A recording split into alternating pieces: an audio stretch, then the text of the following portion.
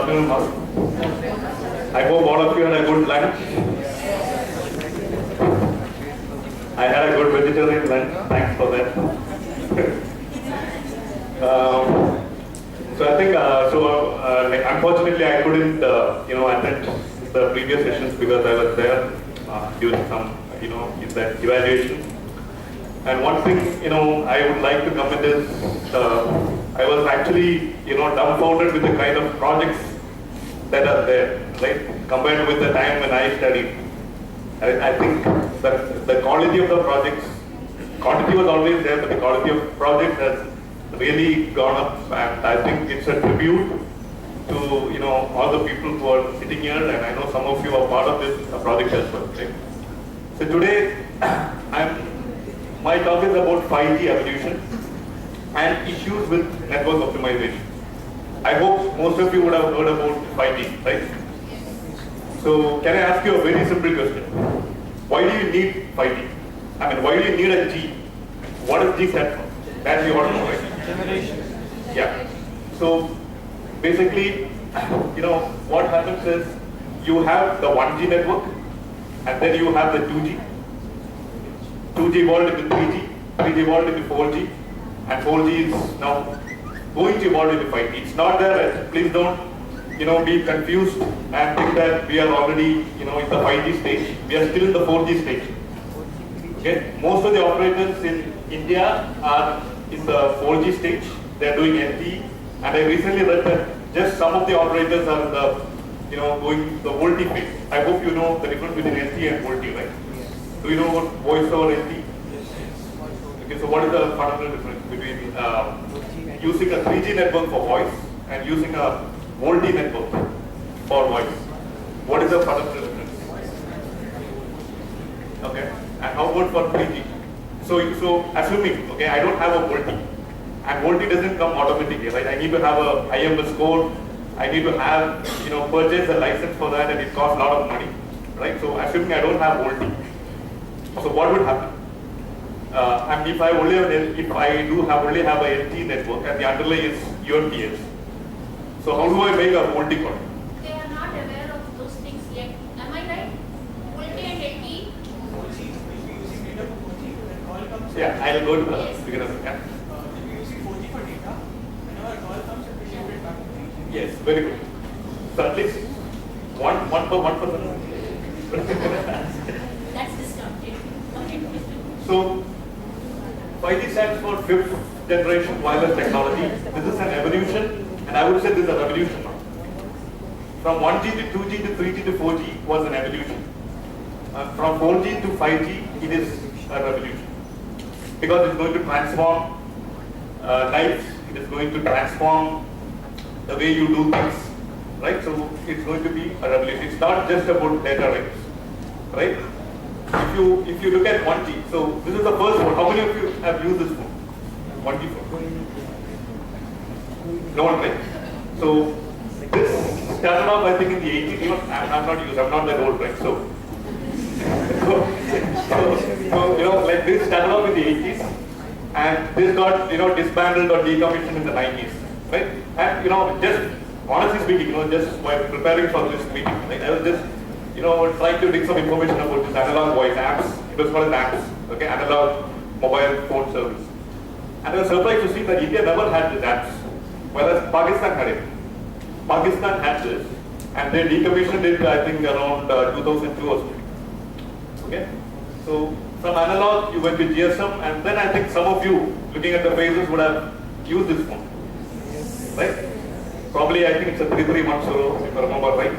And by the way, I come from Nokia, and I think Dr. Sudhindra was saying that Nokia, I think like somebody was saying, during Sudhindra's talk, Dr. Sudhindra's talk, that Nokia was going to be, was a kind of a dinosaur, right, company.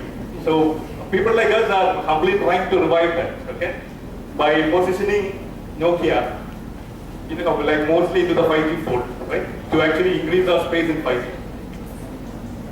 So 2G was about digital voice, okay? So you had a lot of voice, nobody cared about data, right? Because text messages, that's the only thing that you could do using these phones, nothing else. Now, once BlackBerry came, right? then people started, corporates thought, okay, so now we'll try to do something more. Okay, we will try to, trace that guy, okay, where that guy is. Okay, I will send a mail to that person, wherever he is. I'm on vacation, I get a mail. Okay, I'm in the marriage hall, I get a mail, right? So, and you need a lot of data for that, right? So then people start looking about data. And I still remember, so, I was actually, so my job is about optimizing networks fundamentally. Right, so I optimize networks. That means, optimizing means if a network is having an issue, right, I try to fix that problem. Okay, so you have to look at different interfaces. So in layman's term, like you would have seen, right, especially after this government came, right, I think that's when I heard a lot more about call drops, right. The minister was, going over the rooftop and shouting, and I'm not complaining, and it was a reality. Because wherever you go in India, the call drops were really, there, right? And the biggest reason for that was spectrum. Spectrum was always a big issue. Whereas you look at, Australia, US, or many other countries, right? They have blocks of spectrum. Okay? Without spectrum, you cannot do anything. You can, rank your grievances. You can, pressure people. You can, do whatever you want. But without spectrum, that is a key, what do you say, the molecule, right? The biological term, they would say, it is a basic element. Without spectrum, you cannot do anything, right? India has that very limited spectrum. If you look at our policy, right, all governments wanted to, get maximum revenue out of spectrum auctions. They never treated spectrum as a way of, kind of an social thing or something, right? I mean, they didn't think that.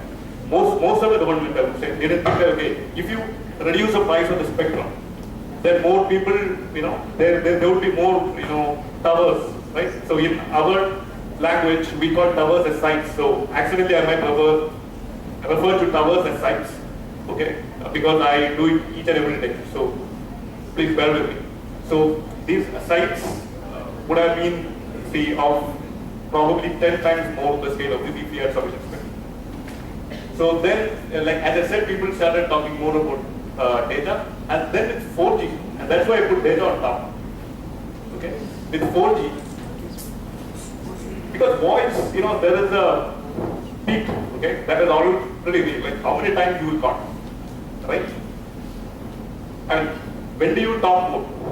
Okay, when probably you're engaged to a person, right? or when you're in college, right? That's when you talk more. After that, you don't even like picking up calls.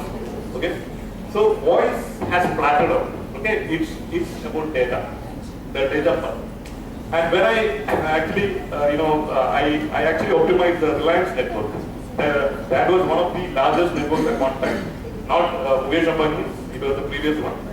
And then, while I was in Mumbai for that activity, somebody came and told me, this is scope there, man. I mean, you cannot, nobody in India is going to use data. Okay? People actually came and told me, nobody in India is going to use data. You will be out of jobs soon. Okay? But it never happened. And I'm going to the next slide to show that. Because this will never happen. Because, as Mukesh Ambani told, data is the new wealth, right? It's the new oil. Right? Data is the new oil for India. The kind of data that's been consumed in the world, that's been used particularly in India, is unimaginable. Right? So how many? So why? So what? So why? The data traffic was very less in the previous technologies. The simple reason is there was no ecosystem for that. Right? You didn't have the devices. You didn't have the applications. Now you have the applications. Right? And what is 5G? 5G, I just put data there. Okay, it's going to be data center. It's absolutely going to be data center. These days you would have heard about some Reliance ads, right? They are giving voice for free and all that stuff, right? Why is that? How can they do that? So what is the cost associated with that? It's zero. It's zero. The cost is zero, right? Because all these were circuit switched. Now it's packet switched, right? It's all IP network packet switched. It's like voice is just like another data packet.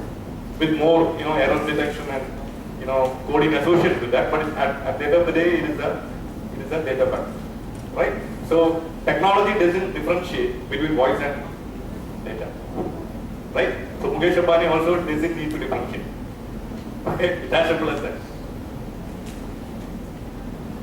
So these are some of the famous quotes on 5G which I felt was interesting. There are several quotes, but look at this. CEO Qualcomm, right? I know many of you are aware of this. 5G will have an impact similar to the introduction of electricity or the car, affecting entire economies and benefiting entire societies. Going from 4G to 5G is like going from black and white to color TV. If you remember, at least some of you would remember that era, right? Black and white, the Doordarshan, Kerala topic, right? So from that to color TV was a big revolution. These things are not evolution, these are revolutions. We expect 5G to become the worldwide dominating mobile communications and standard of the next decade. And connected cars, right? So we talk about some use cases, but connected cars, and I think it's already been launched in a few cities in the world, will shape the future of individual mobility, and next generation mobile networks will take car connectivity to new levels. This is said none other than by one of the senior executives of Audi, right? And this is the best code I like about 5G, right? 5G is a little more confusing as you think about it. Okay, this is the best code which I personally like because, people are talking about 5G, as I said, coming back to my first conversation, when people are talking about 5G, but nobody is aware. Because even now the standards are getting finalized, right? So there is the NR standard which is on the anvil now. I think it's already been there. So it's a new radio, NR stands for new radio, but then, it will actually take some time for, the nitty-gritty details of the standard to get finalized.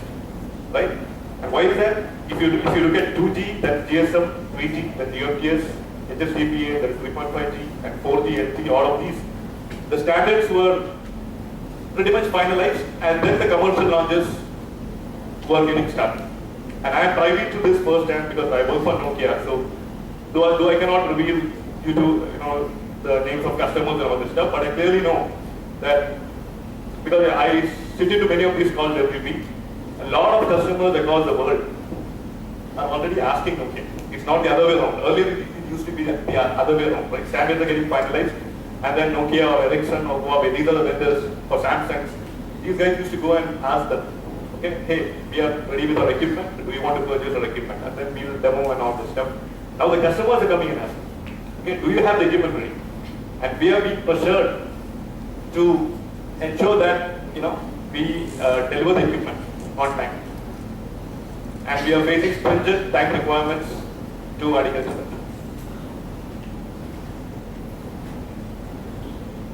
So these are, guys, I just wanted to, okay, so there's nothing as this PowerPoint. That link is not very significant, but I just want to look at the mobile data sense, right? So I'll just take it on a very generic discussion. So one exabyte is nothing but 10 power 24 into 10 power 20, that's almost 10 power 9 gigabytes, right? So 1 gigabyte is 10 power is 1024 megabytes, not 1000. I think that all of you know. I just want to reiterate that. So there is a 53% CAGR in the data traffic growth.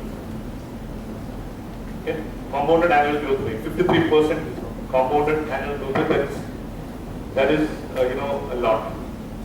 So from 3.7, you're almost 38 times or even more than that. I mean, this was a projection which was a couple of years earlier, and every day things are skyrocketing, especially the data graph, right? So can a 2G, and even now in India there exists 2G network. GSM networks still there. Okay? Can a GSM network handle even a hundredth of this? No. Can a 3G network handle this? No. Can a LG network handle this? Probably yes, but it will get squeezed, right? And can it handle the use cases that we are going to talk about later? No, right? So that's why we need 5G. Any questions? So again, these are some of the things. I don't want to go over each point, but just a couple of things I will do. By 2020, the projection is that 81 trillion images, that is 28 daily images per person on Earth for a year, will be used, will be consumed. 7 trillion video clips, more than 2.5 daily video clips per person on Earth for a year. Over 75% of the world's mobile data traffic will be video. Okay? Will be video. How many of you use mobile now while traveling? Like to, that's good. And the numbers are going to increase further. Right? There will be 11.6 billion mobile-ready devices, including 8.5 billion personal mobile devices and 3.1 billion machine-to-machine connections. Now you understand, right? Machine-to-machine, Internet of Things, you would have heard the talk earlier. And the world population is 7.6 billion, that is cash. So we have more machines than humans on Earth. Okay? And you know the permutation formula, right? One machine to, different machines, how many such connections need to be there. Machine-to-machine communications will generate 6.5% of the total mobile traffic. That's again for the IoT guys. So I just wanted to give you a comparison, a download throughput comparison, right? For 3G, these are the max throughputs, 384 kilobits per second. For 4G, max was 100 megabits per second. 3G again, there is a 3.5G, which that is HSDPA, that high-speed packet access, which used to cater, to more. I've seen, networks, though they claim 14 Mbps and all, and one user, that's a theoretical max. The average would be around 1.4 Mbps. Okay, reality. Then 4G would be 100 Mbps and 5G would be, and the projection is at least 10 Gbps. Max would be at least 10 Gbps, or it could even be more. Okay, these are some of the figures. So I just wanted to, take you to an Excel sheet. So here I'm trying to compare the time it takes to download a movie from YouTube. Okay, it's a standard movie. I think it's around 4 GB, right? 4 GB size. Normal HD movie. Or it's more? Two, yeah. I'm talking about a HD movie maximum size. Okay? Jurassic Park, in HD form, 2.5 hours, lot of action. Okay? 4 GB. 3G, I just plug in the values there. 384 bits per second, I did some formula, I know you don't have to worry about that. But look at the download time, in minutes. In 3G it takes 1388 minutes for downloading this. Okay? In 4G, we brought it down, not we mean the people who developed this, to 5.33 minutes, and 5G is 0.05 seconds. 0.05 minutes. 0.05 minutes. Okay? Unbelievable. Okay? Assuming you get 10 Gbps. There are several factors, right? So there are several factors that would constrain that. Okay? I'll talk about it a little bit. Because I cannot cover everything in a 30 or 40 minute session, honestly, because this is a vast topic, and I just wanted to give you a heads up. I'm just giving a flavor, right? So that you can go and think, right? How all of these things work, and whether it will be good for you to make some good contribution in this field in the decades to come.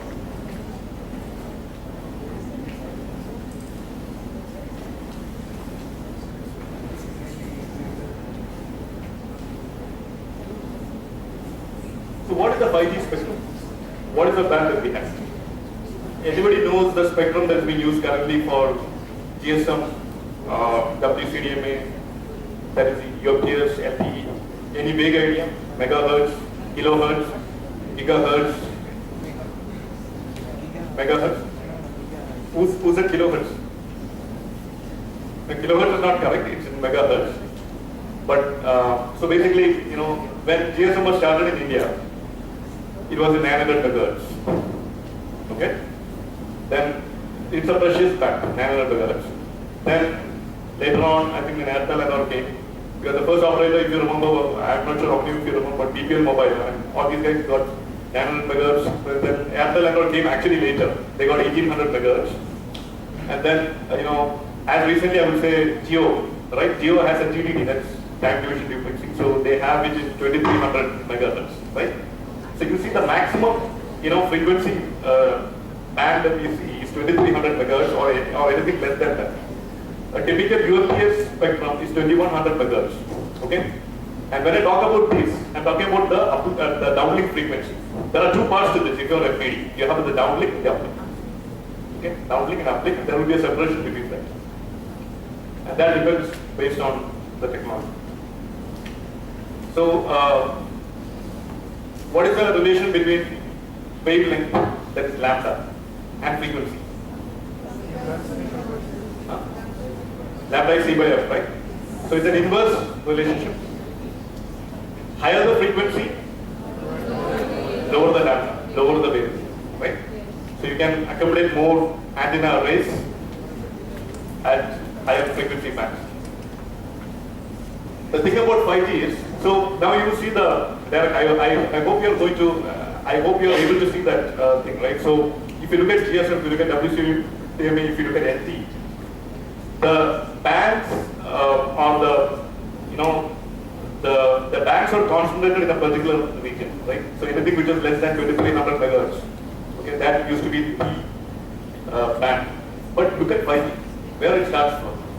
It starts from below 1 gigahertz, okay? Because people even at 500 megahertz, I think some of the options would happen even at 500 or 600 megahertz. That's what I heard.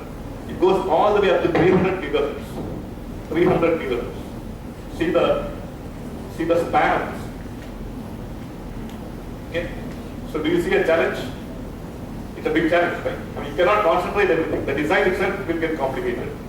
The optimization, what I am doing, the planning and optimization, but that will be further complicated because of this span. Okay? And a lot of use cases to support, a lot of access points which are supporting different bands and all this stuff. But why? A simple question is, why do we need all these different kinds of a big span of bands for this thing? Why do we need? Because see this region right towards the left, that is below 2 gigahertz. That's where So what happens to the signal when the frequency is higher as opposed to when the frequency is low? In terms of attenuation. Attenuation means loss of signal. What happens? Any guesses? Huh? More frequency than attenuation. More frequency, less attenuation. At higher frequencies? Less loss. Losses? Less. More. Losses more. Less. Losses more. If you have a tower at 23 megahertz, your path loss is going to be more as opposed to a tower at 800 megahertz. Do you agree with that? Your path loss is going to be more. Your signal is going to travel less distance. Anybody has a different understanding? More the frequency, less the attenuation. That's what he said, right? No, I am just giving an example. I take, in one tower or site, okay, I have two antennas, okay, assuming. One transmitting at 23 megahertz and one transmitting at 600 megahertz. Which will travel the farthest? 600 or 23? 100 megahertz. 23 megahertz. 23 megahertz. 23. 600. 600 megahertz will travel the farthest. And that's why you look at any spectrum option. Okay? You look at any spectrum option. This lower bands, as I call it, like 600, like 700, like 800, 900 bands, they sell off faster. The cost is very high, exorbitant. Whereas the higher bands are cheaper. That's why Geo actually pounced on 2300. Whereas the incumbent players were at 900 megahertz. Okay, and this is the whole basis of our planning actually. Okay, so I do trials each and every day. So when I have this 900 megahertz, site traveling at an antenna transmitting at 900 megahertz, and another one which is at 2300, I have almost 3 times more attenuation as opposed to the 900, almost. So what is another what is another advantage or disadvantage of using a sub 2 gigahertz or 4 gigahertz band? So you can note this point. I'll share my email ID. If you have any, if you find a contrary view, please reach out to me. Okay? I can challenge that. No, just kidding, but it's a reality. Okay? The lower band means you will, you will get. I mean, your signal will transmit, to a maximum distance. You should not confuse lambda and frequency here. Okay, I just wanted to. So another advantage is, see, in this band, right, the bandwidth you get is going to be lesser. You wouldn't get a lot of bandwidth. You might get 10 megahertz bandwidth and all this stuff. And you remember the formula, right? The channel rate and bandwidth. Is channel rate inversely proportional to bandwidth or directly proportional to bandwidth? Your channel rate. More bandwidth, you get more channel rate or less channel rate? More, right? Agree? Okay. So in this band, see, you see these, right? I mean, these are virtually untouched. So you get a lot of bandwidth. So the issue is your signal will get attenuated more, but your channel bandwidth is going to be a lot, right? For example, in this band, you might get even a few blocks of 10, 5 gigahertz or 10 gigahertz bandwidth. So your effective data rate you can increase in this band using some technologies that we'll talk about. Whereas in this range, you will get only maybe a few megahertz of bandwidth. Okay? So that means your channel rate is not going to increase, but you can get more coverage because of the first reason I talked about. You can get more coverage there, but you can provide more throughput or bandwidth, more throughput of data rate here. Okay? So this is the whole thing. And just a couple of points. This is a millimeter wave.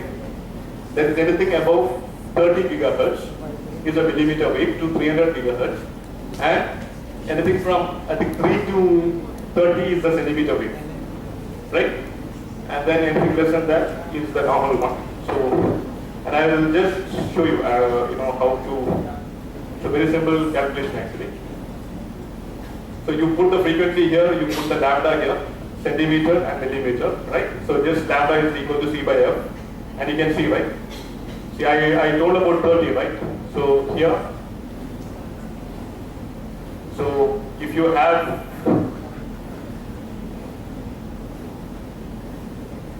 31 gigahertz, it's going to be 9.68 millimeter, right? And I put it up to 300 gigahertz, right? That's 1 millimeter. Okay, that's your millimeter wave. Got it? And the other one is your centimeter.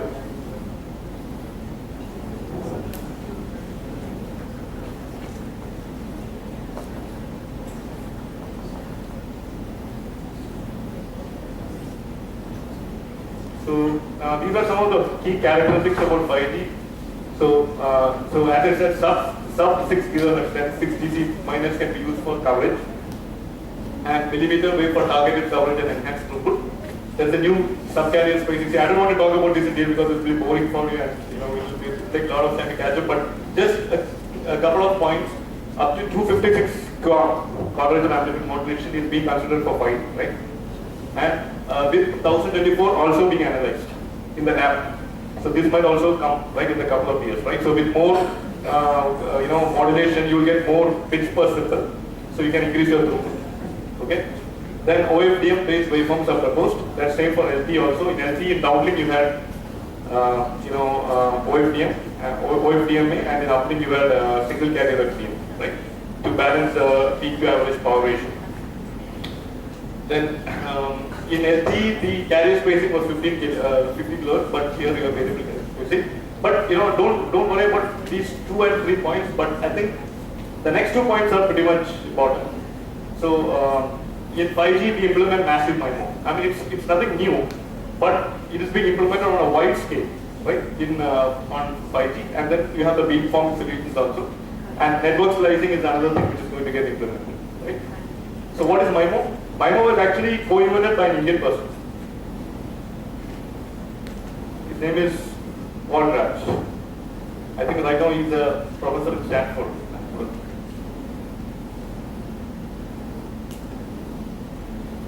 So these are some comparisons just for you, just to know. So for 3G, the access scheme is CDMA, right?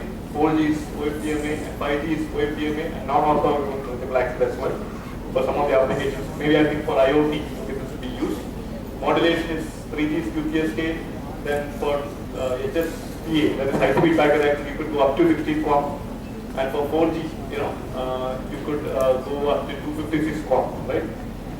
See, but in order to get into this, right, because the resilience factor is very low, right, for higher order modulation.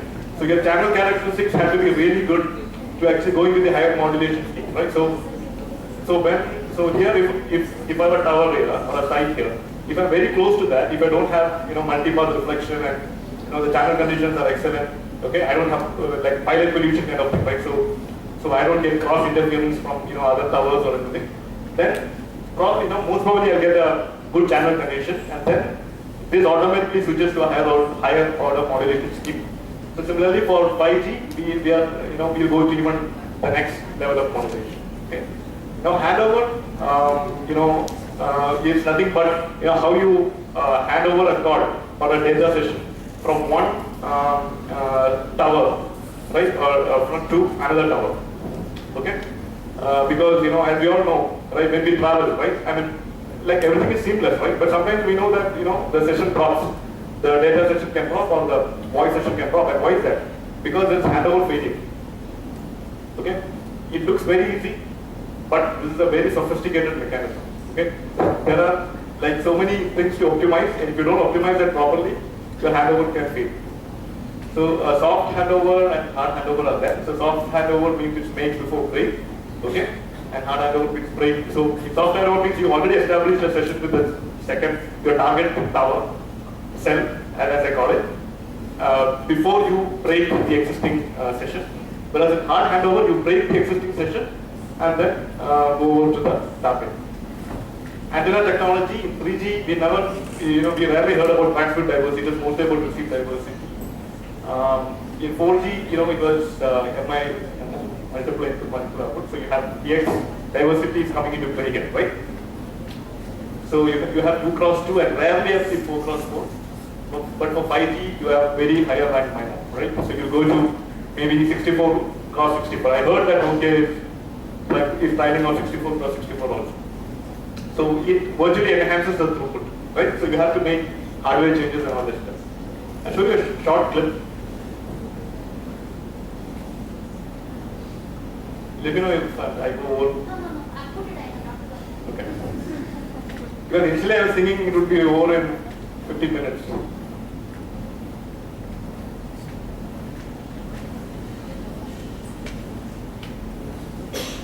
Is it too much for you, the information? Is it information overload? Yes, I know.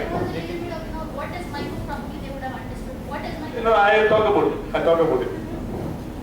I have. But I think there is a. See, most of the things, the information, looking at that and getting the numbers are different. So we perceive that. Is it audible? No, it is not there. Control and up arrow.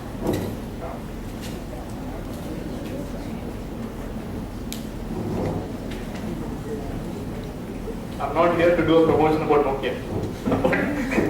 But this is one of the better videos I've seen this way.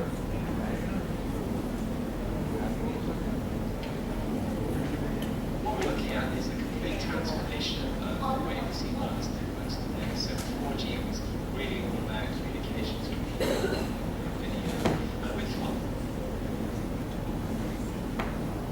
5G, but I think what we're going to see is a transformation. You can basically see, right, what are some of the use cases of 5G, how 5G is going to be services much faster, much quicker than we could ever see today. With 4G today, there's higher latency in the network. So this is the amount of time it takes to transmit data from the device to the network and back again. With 5G, that communication path will allow you to communicate much quicker, and you'll be able to control machines. So in this demonstration here today, we have this camera, which is recording the position of this ball on this plate.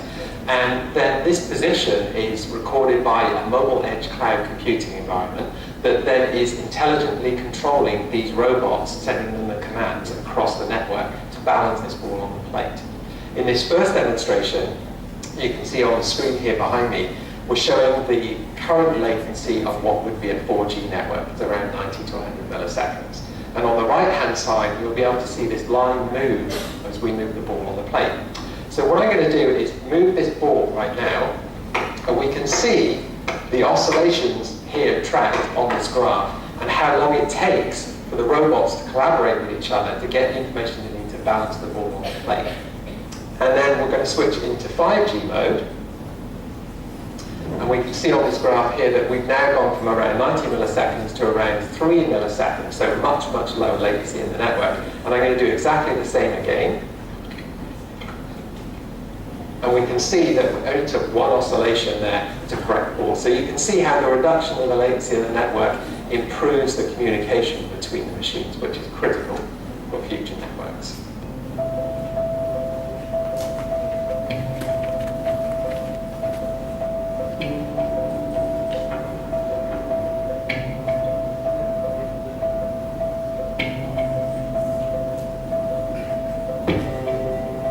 I think for society, for humanity as a whole, what we're going to see is a transformation of our existing technologies to automate everything. So you can imagine healthcare, automotive, or in the mining industry, or in other areas that are very critical or dangerous for humans. We can actually send a machine in and actually control them remotely over a 5G wireless network because of that low latency in the network. So a huge transformation in the way we utilize our network and what we're able to control and do with our machines.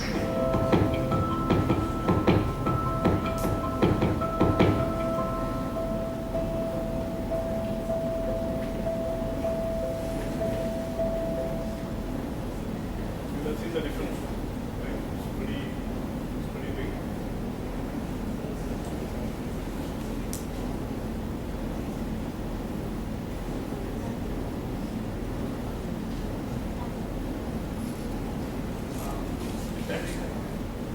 Just come up. Yes, sir. So just quickly, right? So network slicing. So basically, you maintain independent logical networks. They are run on a shared physical infrastructure. Okay, so it will be helpful for the operators to monetize, right? Because you see different kinds of operators are there: IoT, broadband, and low latency, right? So you get different kinds of use cases. So this is one slide on MIMO. I'm not going to play the video clip, but you see the TX and RX, right? And see the kind of the channels that are there, right? H11, H21, H31, right? So first antenna to all the three antennas, second to all three antennas, and third to all the three antennas, right? So basically, MIMO operates in two modes, right? So when the channel conditions are, it all depends on the rank. So if the channel conditions are good, then it actually truly operates in a MIMO mode. But if channel conditions are bad, it tries to ensure that the signal reception is better, right? So spatial multiplexing and TX diversity. And this is beamforming, right? So as I said, so this is one of the things that we talked about. So it helps to concentrate signal to a user, and it is particularly useful in the higher frequency bands, and it minimizes the probability of intercellular interference, right? So you could have different beams, that could dynamically be, positioned in different floors of the skyscrapers, right? So that you can provide focused coverage. So I'll just quickly go over a couple of use cases also. So these are some of the use cases which we're just talking about, right? So for LT and 3G is all about very unidimensional, right? But this is highly multidimensional, right? You see here, the top portion is where you all want, right? More data rates. That's what people want. I need to download a movie in 1 second, half a second, 100 milliseconds. So that's the top portion. That's always there when you go from one evolution to another evolution. But then you're getting ultra reliability, right? Tomorrow you can have a robotic surgery, right? A surgeon from India could do a surgery to somebody in Africa or US, right?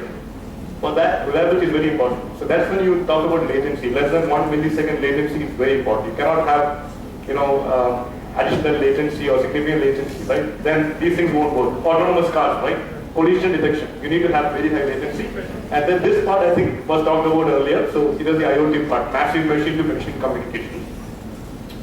So these are some slides on this. So what is the network optimization? So that was, the second part of my talk actually. So network optimization means, we have not talked about call drops, but in 5G is going to be a combination of call drops, data drops, and poor latency. Right? This was never an issue or a big problem in 3G or 4G. Latency, nobody cared about it, right? But now with the increasing number of use cases, latency is very important, right? Like as I talked about the network slicing, for that 1 millisecond ultra reliability layer, you need to maintain that latency pattern. Otherwise, it's not going to function, right? So this is a typical 5G system with a lot of access points, and you can see the exodus of things now, right, in the element. Earlier it was just few UEs, user equipments. Then you have the BTS switch and everything, right? Now you have tons of other things that are coming into play. Again, this is a shortage of time. I'm not going to cover this in detail, but just a few things that we should do to ensure that, this is called as preemption. I would call this as preemption, okay? Preemption as in order to ensure quality, right? In order to minimize call drops, in order to minimize packet drops, in order to, data drops, in order to provide good latency. I first have to design my access point. I have to design my tower. I have to design my antenna, power, height of the antenna properly. That's what I'm trying to do here, right? And it's not easy. There are a lot of variables here, right? So that's what I call tuning, right? A model for dense urban may not work for urban, right? Similarly, it would vary. So these are some of the additional stuff that we'll do, right? So these are some of the challenges with network design and planning because of a lot of access points and with different kinds of channel conditions and a multitude of frequency bands used in 5G cables with a wide array of services, right? So sub-6 GC, 30 GC, and the kind of planning you do for each of these are going to be tremendously different. And after you commission a tower, you have to monitor the statistics, right? And then you look at the delta analysis, where the statistics went bad. Then you have to troubleshoot that, right? You need to look at the network allowance, you need to do the parameter tuning. It's not a one standard for each and every site or tower in the network. You have to tune. You have to ensure that each one will behave differently because of the channel conditions. So you have to adapt accordingly. And these are some of the other KPIs or key performance indicators that we track. Okay. And I think this is the last one. So summary 5G is not just an evolution. It's you need to maintain the desired quality of service, and you need to provide the set latency. And without proper design and optimization, 5G networks can create more network-related issues, right? So it would work in the opposite direction actually if you don't do things properly. That's what I had, and thanks for giving me that extra time. And sorry for taking more time. Okay. Thank you.